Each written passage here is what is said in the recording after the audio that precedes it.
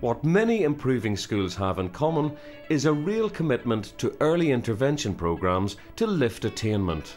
When you do more, you understand it, and then you just want to do more, and then you just get really good at it. Doesn't matter if you get it wrong, because if you get it wrong, you learn by your mistakes, and you might become a superstar.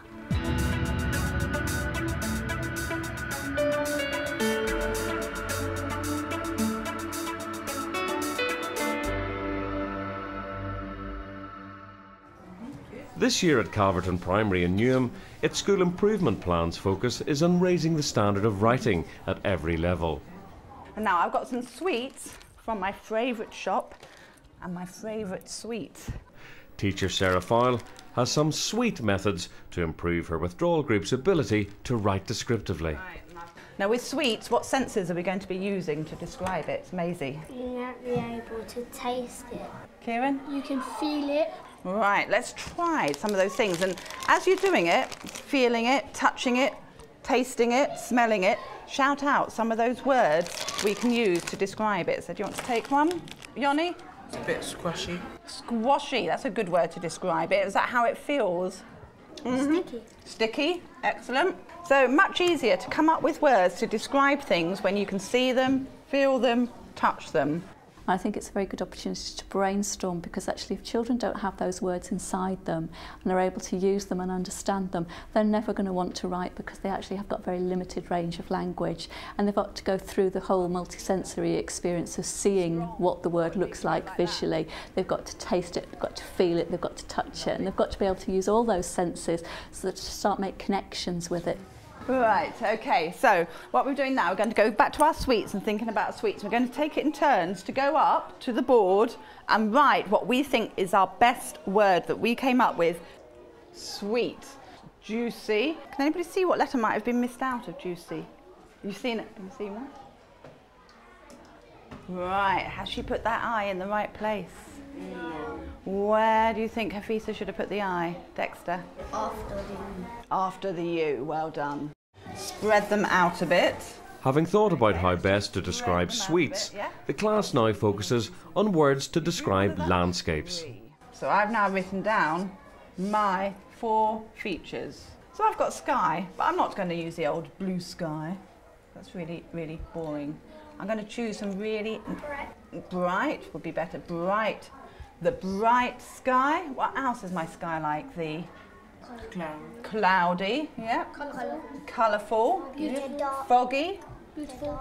Dark. Beautiful. Excellent. So I'm going to choose about 3 or 4 of those words and just write them under sky.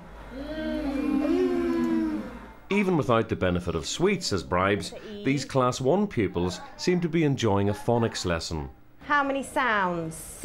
Oh. Teacher Vicky King is using a National Strategies promoted programme called Communication, Language and Literacy Development to enliven learning. Good. The National Strategies and the Letters and Sounds document in particular have really supported the development of children's phonics. It's really clearly set out which sounds the children should learn in which developmental order, and shows you lots and lots of activities that the children can do in class, that the teachers can do with them to make that learning fun, but also to make it consistent. Right, rocket fingers. Get your rocket fingers. Okay, and I want you to trace that letter O. So trace the S, the S for the sound S, and then trace the O for the O. Good. The idea is that some children don't just learn by listening and by looking, they learn by bigger movements, physical movements, and anything that's a little bit more fun and a little bit more interesting.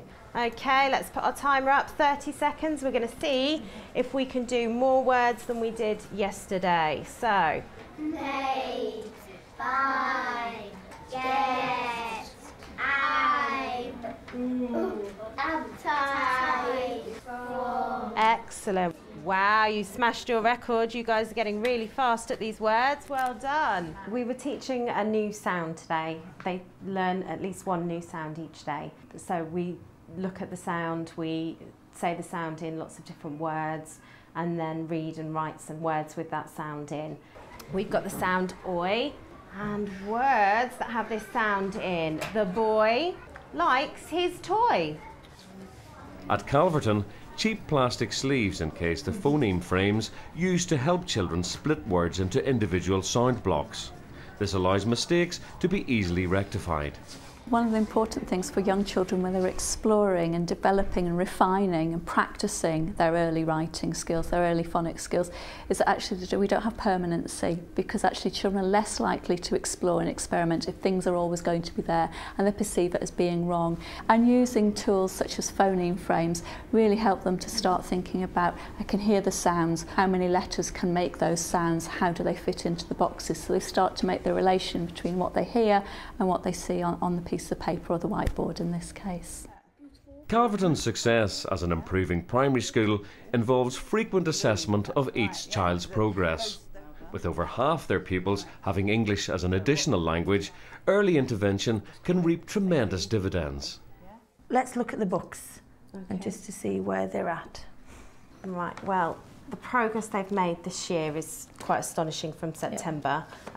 This is Topi, who's currently achieving very highly, you know, developing his phonics work as well. The progress he's made from writing simple sentences with some of the key words in, but me having to have him read them to me all the time and tell me what they're in. I can read all his work, so he's gone on a good 2 sub-levels in a term. Let's talk about Kevin, Vicky, because I see that he has scored the highest and he's made the most progress. He was struggling really with the letters to begin with. Yes, he wasn't forming some of his letters correctly and putting odd sounds in the wrong places, but the phonics program's really sort of helped him. He's quite competitive, so he likes to be top of the class. He likes to show me how well he's doing, and the progress I've seen with him is just huge. Heading northwards across London at Southbury Primary School in Enfield, an even higher proportion of children, 80%, have English as a second language. Here the school improvement plan's focus includes a whole school initiative called Talk to Learn. This is an early intervention scheme promoting communication and listening skills. And draw a line to the other side of the circle. Fantastic, Roisin. Good listening. Part of the planning is to actually structure questions, to give talk frames to the children to help them to be able to articulate really clearly. So instead of, you might ask the children to talk about how Goldilocks feels, but then when you get them to answer, you'd say, for example, Goldilocks felt because, so they have to then think through and answer in it. Rather than just say scared, they will say Goldilocks felt scared because she saw the wolf, that kind of thing. What do you think could be inside the magic box today? I want you to use our sentence starter. I think that, with your partner, what could be inside the magic box? I think that. Talk to your partner. A vital part of Talk to Learn is the teaming of pupils with a partner. The pairing could be of a native English speaker with a pupil who has only recently arrived in Britain, or it could simply be 2 friends with much to discuss. There's a range of ways in which we pair children up. I mean, we leave that to the individual class teachers to find the pairs that they think will work best. Yeah, and then we was making a glittery thing. Yeah. And then you can decorate your own alien in it. Yeah. Using a good role model of English really helps them to develop their language. Also, the use of sentence starters with their partner helps them to speak in full sentences, which sometimes they do struggle with. So, what do you think could be inside the magic box? I want you to use our sentence starter, I think that. What could be inside the magic box? Zavi? I think that there will be the pop-out things. Well, what sorts of pop-out things, Zavi? When party poppers. We could have some party poppers coming out. What might come out of the party poppers, Zavi? Streamers will make a big loud bang. I think that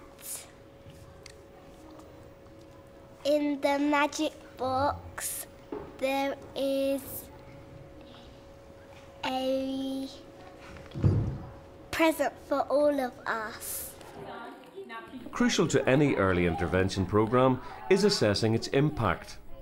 Based on a national strategies Venn diagram, Esther G explains to her head and deputy head the refinements she has added to track one class's progress. It looks at their reading, writing and maths together. So what you can do, for example, these two children here are on track for reading and on track for writing, but not on track for maths. These two children are very easily targetable. Because it's just maths that they're not on track for. Completely. Gotcha, right. We've been able to identify the children. That's going to make a real difference to us, because it's interesting enough, it's useful enough to know that there are two children who are on track for reading and writing but not for maths, but so much more useful to know who they are so that we can pass that information immediately on to the classroom teachers and they can do something about it. The other thing I've done with this is highlighted the children that are new to us. Yes, because there's a huge number in this cohort, isn't there? It's nearly half of them. What that shows you here is it's very clear that the children not on track for anything, reading, writing or maths, are mainly the children... The ones who've joined us later on. Yes. So, I mean, that's a massive thing for us. These two girls here, for example, are new to English and they are doing so well. So, you know, once they've been here for a bit longer, there's no reason that they wouldn't be making the desired grades. A version of this Venn diagram can be found on the Teachers TV website. At Preston Park Primary in Brent, the improvement plan focuses on personalised learning through the creative use of ICT. Learning is often disguised as fun, and pupils play a wide variety of maths games. I'm better than my mum and dad at this game, and I'm better at doing my numbers. Pupils who struggle with numbers can find their confidence is boosted by competing in Mathletics, a global maths game. It's based on children's mental math skills, and it allows children to play against the computer or against the world. You've got someone in the United States. Wow. There's a country called America, and so if we want to win, so we need to get the sums ready and type in our laptop. In years 5 and 6, each class has maths forums. Homework and extension work for those needing additional intervention are all online. I'm on the maths page and I'm scrolling down to the forum when I asked Miss Luca if I have any worries, if she could help me.